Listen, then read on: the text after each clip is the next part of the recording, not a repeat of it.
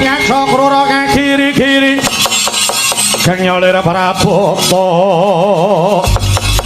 abang kawalagar manguh mungso aminto lawan angdrolir singa napto Adyaya narsa hambadok-badok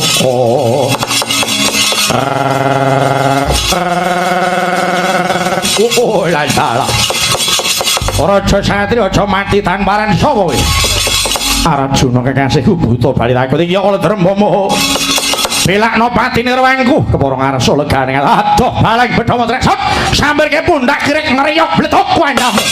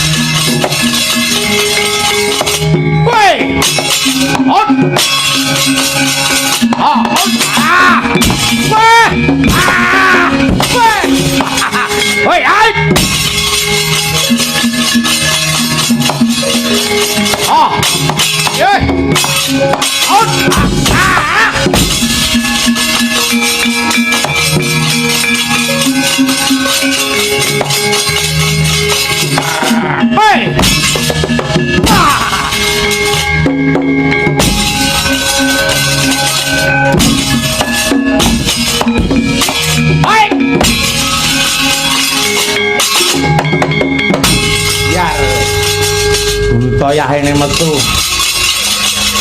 ora ngerti kahanan. Ayo ndi tunggale butane jarak wae platok sisane yo butane ngene butane ngene kok dano lah iya jengking ora wis saiki ayo kancamu rekang delik tono kabeh Petro nek gelem mateni buta sedina ya pitu. Sedina ping 3. Wah ya buta. Iya. Iya. Jengking neh. Ayo. Diajar ke kabeh. Wah, mana-mana apa iki. Ayo. Ayo. Ini kali. Sini. Ah, tapi ya, ayo, tuh kali nih.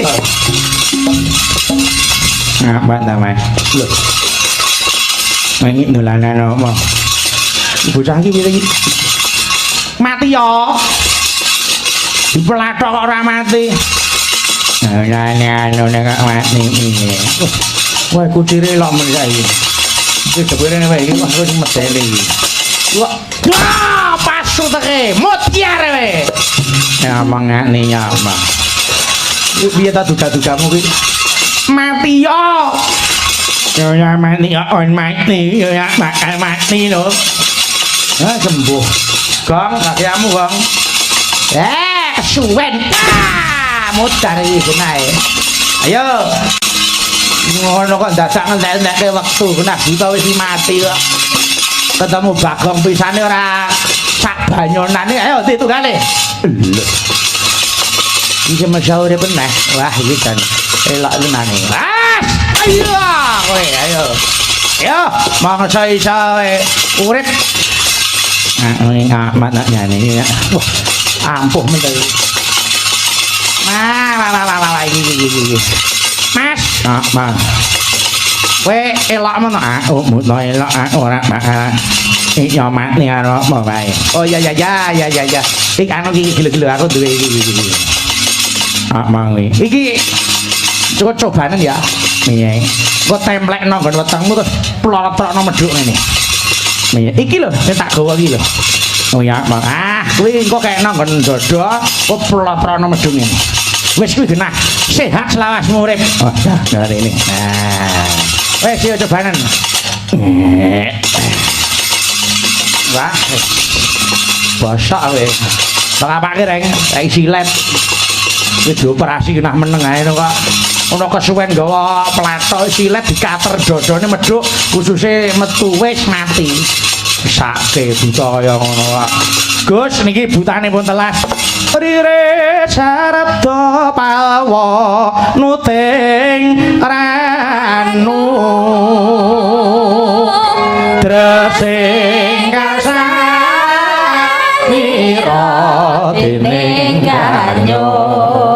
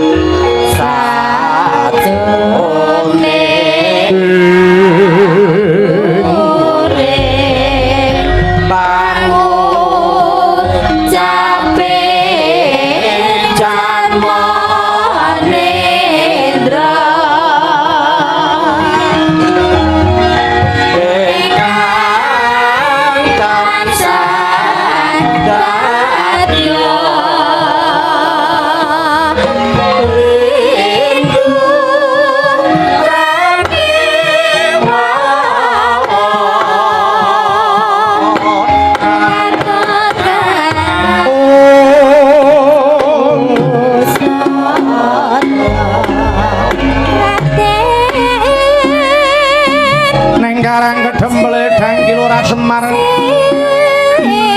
eleh saperanane mulat kebon tegal yang aren-aren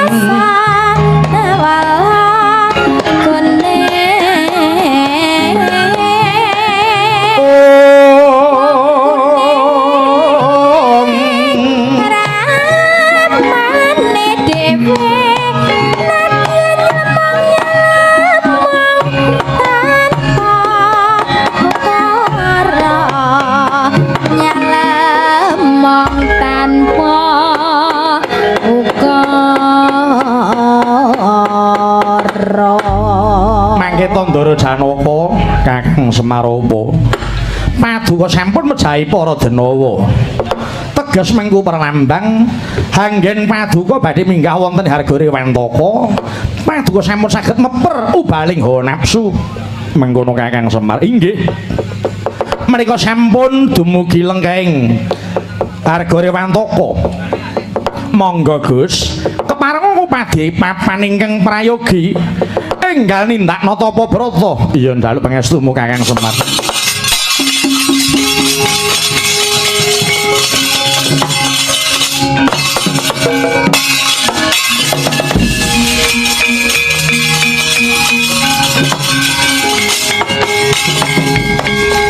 Nala Garing Petruk apa dene Bagong nggih mo dawuh ta jroning jengaring Ndara Janaka iki mau tak rasake awakku kok kaya ana bab sing kurang kepenak sajak kaya ana timbalaning pukulan Bathara Ismaya kang ngobahke marang rasaku iki ana perkara apa bakal tumurun Wahyu Trimargajaya iki mula serantekna sawetara coba aku tak jagongan karo sing momong awakku jane iki ning apa Mang Samar pamuring sukma sinukmaya winahya ing asepi sinimpen telenging kalbu pambukaning warana taralen saking liyep layap ing aluyut pindha pesating supena sumusuping rasa jati waktu kowe mangkono Ki Lurah Semar Badranaya wis nyepeng ponang kuncung awitmu bahara sing manah amung sak gebyaring kilat Bathara Ismaya sampun medal saking angganing Ki Lurah Semar Badranaya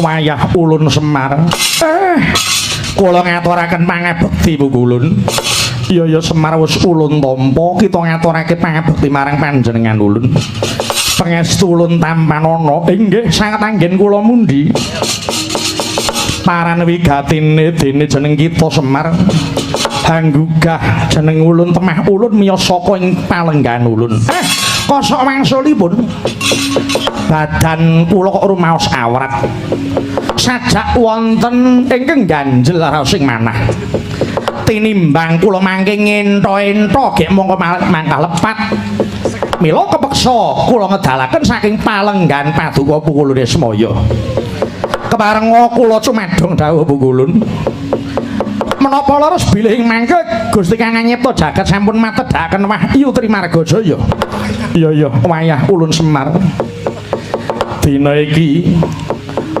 Gusti Kang nyipta jagat wis matedhake Wahyu Trimargajaya ingkang wis diasta dening Bathara Guru ana ing Kayangan Suralaya ya mung ngertenana Wahyu telu iku mau wis pinanta-panta dhewe-dhewe nanging Bathara Guru abot nampa panangising Bathari Durga sing dheweke kepengin mikolehke sepisan marang Dewa Serani ingkang dadi anake kaping pindho Dewi Banawati ingkang wis duweni perjanjian kelawan Pandya Bathari Durga mula nganti ngri kalenggan iki Wahyu Trimargajaya isih trinegem dening Bathara Guru Semar lamun to kita Semar ora munggah marang Kayangan Suralaya tak kira muspra tanpa guna momongan kita Janaka nggone tapak semedi manadi hening awit Bathara Guru wis ana titik-titik bakal mituruti apa kang dadi pamintaning Bathari Durga Denggara sang wisating hawan molat siri langening marga inggih ngaturaken penuwun Bu Ulun dene paduka sampun paring dawuh dhateng kula monggo kepareng paduka Bu Ulun manjing wonten raga kula supados kiat anggen kula ngadepi dhateng kekiatan ingkang sarwa kirang leres menika kula pukulun iya Kang mangkono ulun bakal bali marang raga kita Semar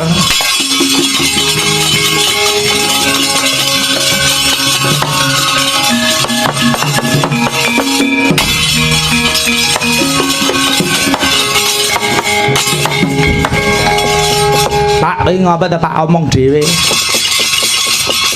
Angger yaene kok mesti omong dhewe iki ngapa genah iki mau bapak wis paring dawuh yen to pukulune semaya rawuh ngono lah endi ora ana apa-apa mongso iso nyawang kowe sing iso pirsa ya mung bapak iya bener Petruk iki Bathara Ismaya ingkang gugah marang rasaku dina iki Gusti bakal matedhake kanugrahaning sajake arep digawe-gaweke karo para dewa. Mara gage reksane ndaramu aku tak munggah nyang kayangan Suralaya.